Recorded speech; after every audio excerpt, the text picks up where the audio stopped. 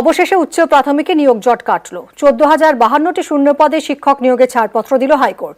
আগামী 4 সপ্তাহের মধ্যে মেধা তালিকা প্রকাশ আর তারপরের 4 সপ্তাহে কাউন্সেলিং করে নিয়োগ নির্দেশ ডিভিশন বেঞ্চের। আর এরপরে শিক্ষা দফতরের তৎপরতা শুরু।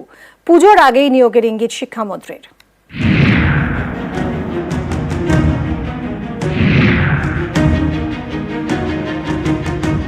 অবশেষে জট কাটল উচ্চ প্রাথমিকে। 14,052 পদে নিয়োগের অনুমতি দিল কলকাতা হাইকোর্ট। 4 সপ্তাহের মধ্যে নতুন করে মেধা তালিকা প্রকাশ করার নির্দেশ বিচারপতি তপব্রত চক্রবর্তীর ডিভিশন বেঞ্চের।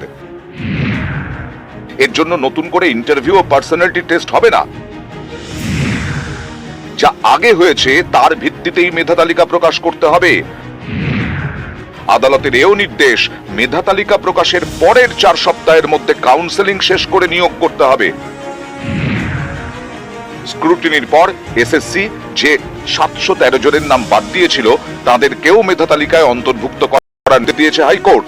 টোটাল 14,052 জনের তাদের প্রত্যেককে মেরিট লিস্টে রেখে তাদের প্রত্যেককে কাউন্সেলিং করাতে হবে। ব্রাত্য বসু লেখেন, সম্পূর্ণ স্বচ্ছতা অত্যন্ত দ্রুততার সঙ্গে নিয়োগ প্রক্রিয়া সম্পূর্ণ করতে চলেছে স্কুল সার্ভিস কমিশন। আশা করি দুর্গাপুজোর আগেই হাসি ফুটবে কর্মপ্রার্থীদের মুখে। 2015 টেট সে বছর থেকেই নানা জটিলতায় বারবার স্থগিত হয়ে গেছে উচ্চ প্রাথমিকে শিক্ষক পদে নিয়োগের প্রক্রিয়া। এক গুচ্ছ অভিযোগে মামলা হয় হাইকোর্টে।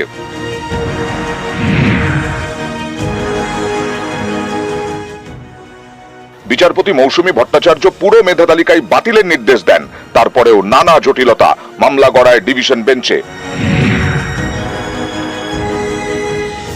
গত বছর বিচারপতি সৌমেন সেনের ডিভিশন বেঞ্চ নির্দেশ দেয় কাউন্সেলিং চলবে, কিন্তু আদালতের অনুমতি ছাড়া নিয়োগ করা যাবে না।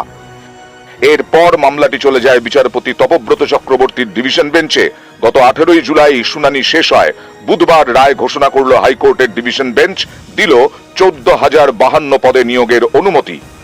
নিউজ 18 বাংলা।